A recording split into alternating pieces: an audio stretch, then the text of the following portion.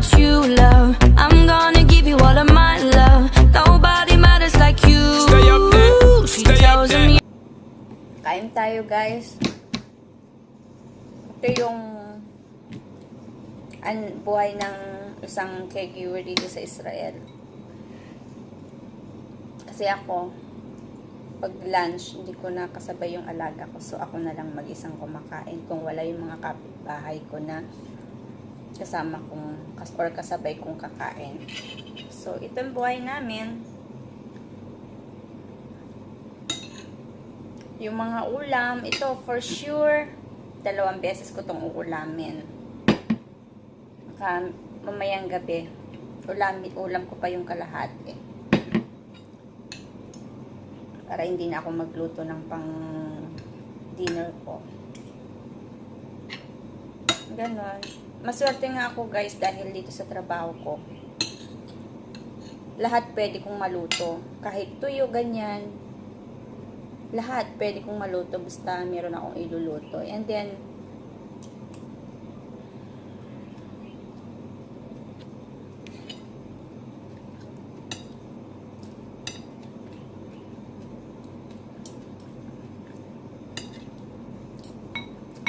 then, guys, pwede akong magluto dito ng pork.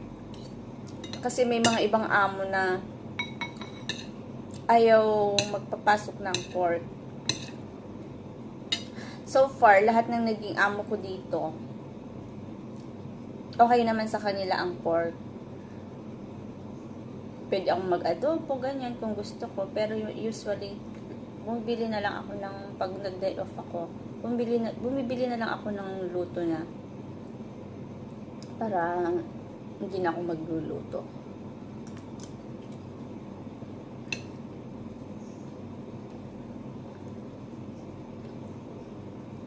Pagbaguhan ka, guys, talagang malulungkot ka. Ang sa totoo lang, sa amin, dito sa Israel, hindi ko sinasabi na lahat ng trabaho katulad ng trabaho ko na medyo okay. If I rate in 1 to 10, magandang trabaho. Yung 7, okay ang trabaho. Yung 3, medyo siguro mahirap.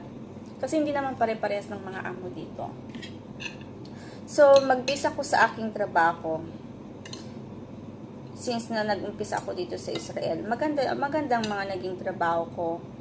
Ang problema nga lang, walang tulog, Alzheimer, lagi akong puyat, dati. Pero okay lang, na-carry ko, guys. Thank you, Lord. Na-carry ko naman. Hindi naman tayo naging masyadong nahirapan. Kasi, minsan kasi pag maraming nagreklamo na kesyo ganyan, kesyo ganito. Ako, guys, kaya siguro ako naging maayos sa trabaho ko. At tapos, natatagalan ko talaga ang trabaho ko. Dahil, unang-una, isipin mo muna kung ano bang pinunta mo dito. 'Di ba? Trabaho. Kain mo na.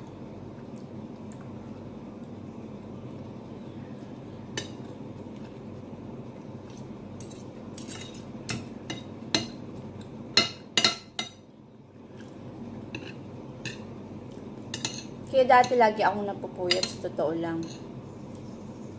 Pero 6 years na ganon, nakaya ko, thank you Lord. Kaya naging expertise ko na yung mga crazy Alzheimer. Kaya ngayon, kung may mga nakikita ko nagrereklamo sa nakikita or nakakausap, sinasabi ko sa kanila na tiyagaan mo lang. At the end, ikaw na magiging boss sa trabaho mo. Basta ipakita mo lang yung pagmamahal, yung dedication mo sa trabaho. Kung meron ka naman, kaya mo naman mag-adjust. Kunwari, kung madamot ang alaga, o di bibili ka ng pagkain mo. Total, may allowance naman tayo, di ba? Bili ka ng pagkain mo. Tapos, kung yung iba naman, ayaw, kasi mga ano dito, yung mga matatanda, kuripot sila. pag winter, ayaw ipa-on ang tawag nito, yung heater dahil magastos daw sa kuryente. O, di mag-jacket ka ng makapal, di ba? Mag-bonnet ka ng makapal. Yun po yung usually na natutunan ko sa pagiging caregiver dito. Pero so far, hindi naman po masyadong kuripot yung mga amo ko. Hindi sila kuripot.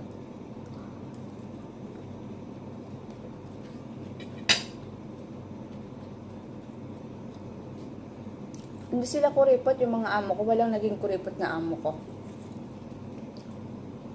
Thank you. Thank you, Lord. Tapos, yung naman, sa pagkain, yung isang una kong amo, grabe kung mamalengke, punong-puno ang aming ref, dadalawa lang kami ni Lola. Kaya sabi ko sa kanya, bawasan mo, sayang. Kung pwede ko nga lang i-box yung mga prutas. Kasi guys, mahilig sila sa prutas dito. Really.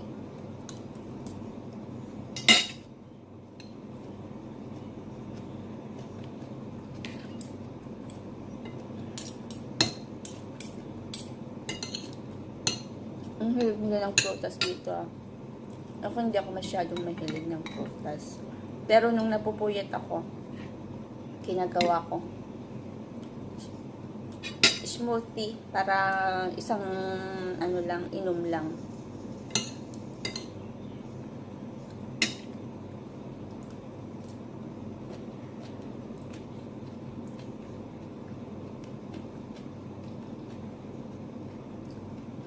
Diba nakakalungkot yung klase ng trabaho? Ito yung kailangan paglabanan mo kung mag-caregiver ka dito sa Israel. Yung lungkot, yung homesick, yun ang unang-unang paglabanan mo pag bagong dating ka dito. Kasi mahirap kalaban ng homesick. Tapos darating na yung point na ma-stress ka na. So, kailangan pag mag-apply ka sa abroad, kailangan yung ready ang sarili mo. Kala ko nga nung una, guys, hindi ko kaya mag-abroad eh. Pero thank you Lord, super blessed ako dahil dito ako sa Israel napadpad.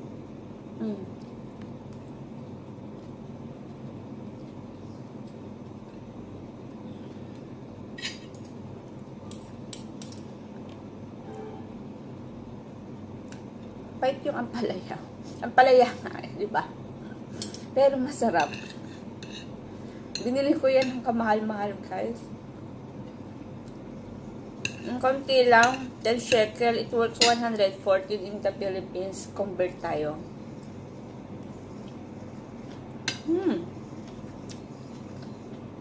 Grabe.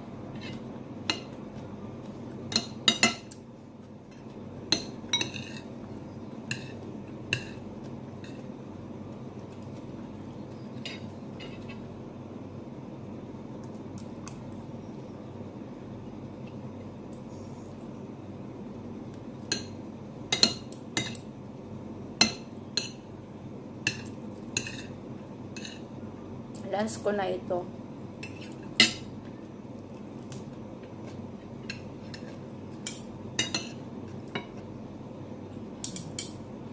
Ang tahimik ng bahay namin. Ganito araw-araw. Tahimik. Kaya kapag hindi ka talaga marunong marunong aliwin yung sarili mo, ma-homesick ka. Malulungkot. Naisip mo lahat ng problema sa Pinas. Pero so far, ako naman kayang-kaya kong i-divert yung mga vacant oras ko sa iba't ibang bagay na gagawin. Diyan yung nag-online ako. Nag-online shop ako.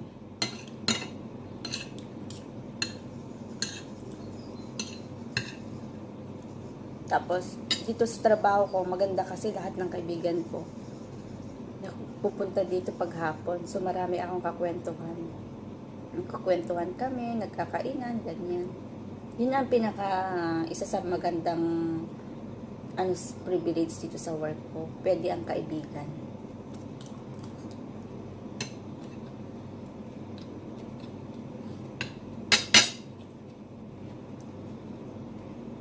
Pero nung yung isa kong trabaho, yung nauna, hindi pwedeng kaibigan. Ang amo ko, sabi niya, Harry, don't invite your friends here. Pero okay. May nangyari na. Ipinuslit ko yung kaibigan ko. Nailak yung pintuan. Nabuking ako ng amo ko, galit na galit. Kala ko nung inire-release ako po, pero so far hindi naman dahil walang magtsatsaga sa nanay niya.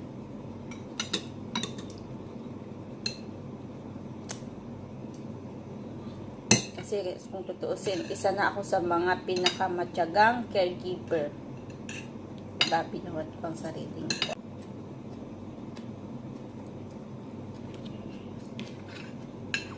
Ayun lang ang ayos ko. Hindi ako nag-ayos pag gano'n.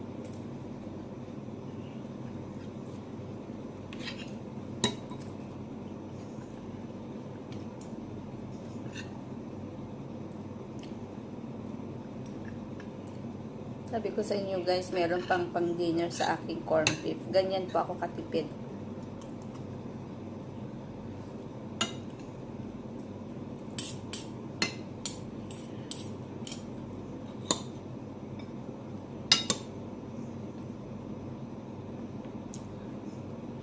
This one guys is cucumber. Masarap naman siyang isalad.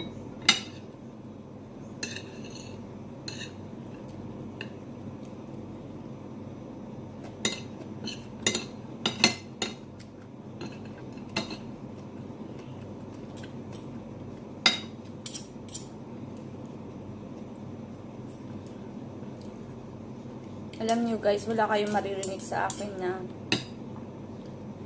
negative about sa pagiging caregiver dito sa Israel. Pero hindi ko sinasabi na lahat maganda. Lahat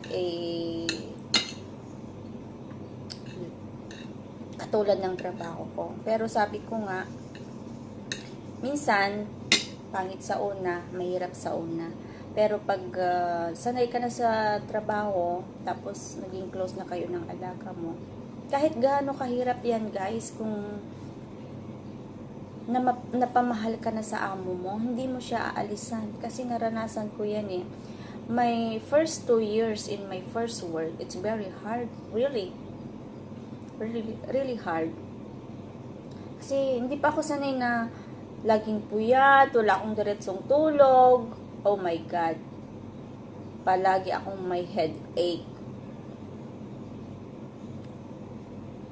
Kaya nung mag 2 years na ako, sabi ko sa amo ko, marunong na ako maghibro. Alam ko, makakala ako ng magandang trabaho. Magpapaalam pa lang. Sana. Sabi ko, paalam na ako. Bigla akong tinaasan ng sahod. Kaya sabi ko ay, wag muna.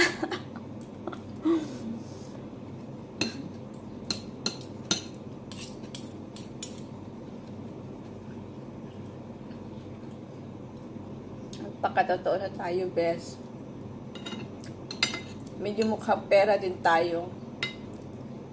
Bakit kung taasan ng sahod, alangan naman na hindi ka mag-oo, di ba? Kasi nakaramdam siguro yung alaga ko, yung anak ng amo ko.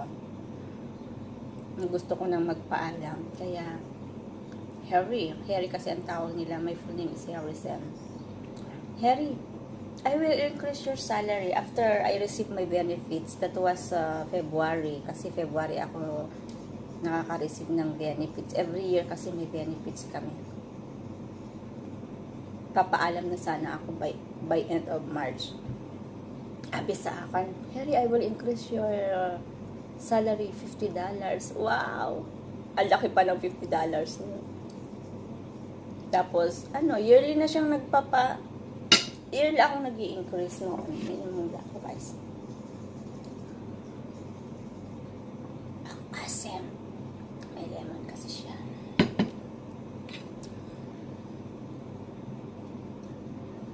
Ayan.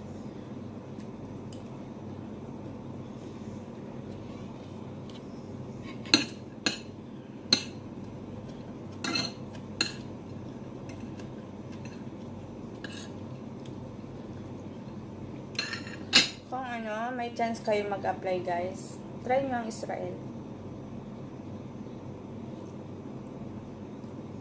Try nyo mag-apply dito.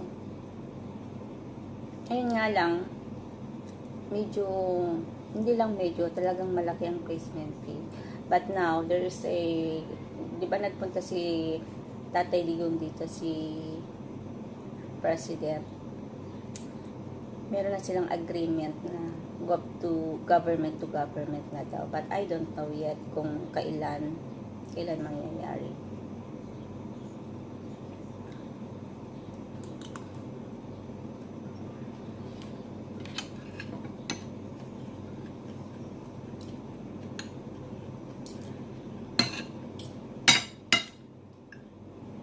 Kasi sa place ko, 5 kaming Pilipino dito. Yung case ng isa,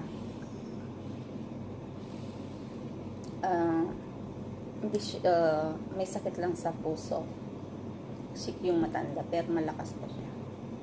Tapos yung isa, Alzheimer, piyat din. Minsan hindi nagpapatulog. Yung nasa likod ko naman, ganun din. Minsan hindi nagpapatulog. Minsan, tawag ng tawag. Yung isa naman, special child. So, okay naman. Nakakaya naman. Special child kasama pang family. Bali, 1, 2, 3, 4, 5. 5 po kami dito. So far naman maganda ang work namin. Kaya sabi ko nga, yung out of 10, may mga 3 siguro na hindi maganda-ganda ang trabaho. Kailangan lang sa una, magtiyaga ka muna. Dapat ikaw yung makisama, hindi sila ang makikisama sa'yo. Tsaka ipakita mo na talagang dedicated ka sa trabaho.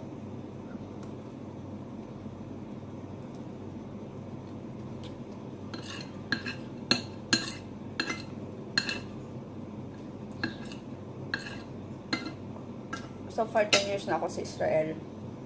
Ang dami ko na rin naririnig na ganito, ganyan. Yung iba, daming reklamo, mahirap.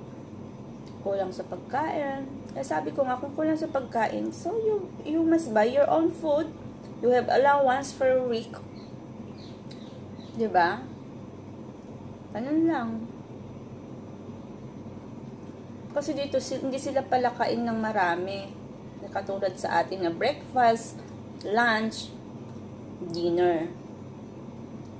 But so far, bago sila mag-hire ng caregiver, guys, ano naman sila na tawag doon?